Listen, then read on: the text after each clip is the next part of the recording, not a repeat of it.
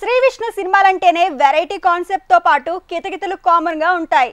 బ్రోచేవారెవరురా, సామజవరగమన, రాజరాజ చోర ఇలా విచిత్రమైన మూవీలతో మతి పోగొట్టాడు. ఈసారి బాక్స్ ఆఫీస్ మీద ఓం భీమ్ బుష్ అంటూ మంత్ర ప్రయోగం చేశాడు. మరి మంత్రానికి చింతకాయలు రాలయ్యా? సామజవరగమన, రాజరాజ చోర, బ్రోచేవారెవరురా ఇలా లిస్ట్ చూస్తే శ్రీ విష్ణు స్టోరీ సెలక్షన్ లో ఎంత విలక్షణత ఉంటుందో అర్థమవుతుంది. అందుకే డిఫరెంట్ కాన్సెప్ట్స్ తో వచ్చే హీరోగా తనకంటూ ఓ మార్కెట్ క్రియేట్ అయింది. అందుకే ఓం భీమ్ బుష్ కి వరల్డ్ వైడ్ గా ప్రీ రిలీజ్ బిజినెస్ బానే నడిచింది. ప్రెజెంట్ ఈ సినిమా థియేటర్స్ లో సందడి చేస్తోంది. జులైగా తిరిగే ముగ్గురు ఫ్రెండ్స్ సడన్ గా భైరవపురం ఊరిలో నిధివేటకు వెళ్తారు. టోటల్ స్పేస్ సైంటిస్ట్ రేంజ్ లో లుక్స్, గెటప్స్ మార్చేసిన ఈ బ్యాచ్ సంపంగి అనే దెయ్యాన్ని ఎందుకు ఫేస్ చేయాల్సి వస్తుంది?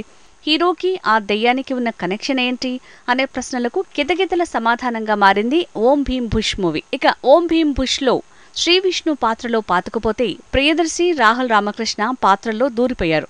మొత్తంగా ఈ ముగ్గురికి మరో అరడజన్ ఆర్టిస్టుల పర్ఫార్మెన్స్ తోడవడంతో కితకితలకు ఢోకా లేకుండా పోయింది. ఓం భీమ్ బుష్ మూవీ ప్లస్ అంటే కాన్సెప్టే. నిజంగానే యూనిక్ పాయింట్ తో కథని మొదలుపెట్టి రొటీన్ లాజిక్లెస్ సీన్లతో నింపేశాడు డైరెక్టర్. లక్కీగా కామెడీ వర్కౌట్ అవటం మాత్రం సినిమాకు ప్లస్ అయింది. లాజిక్స్ వెతుకునే మూవీ కాదు కాబట్టి కాస్త ఎక్కువే లిబర్టీ తీసుకుంది ఫిల్మ్ టీమ్. ఓం భీమ్ బుష్ సినిమాకు మ్యూజిక్ కలిసొచ్చింది.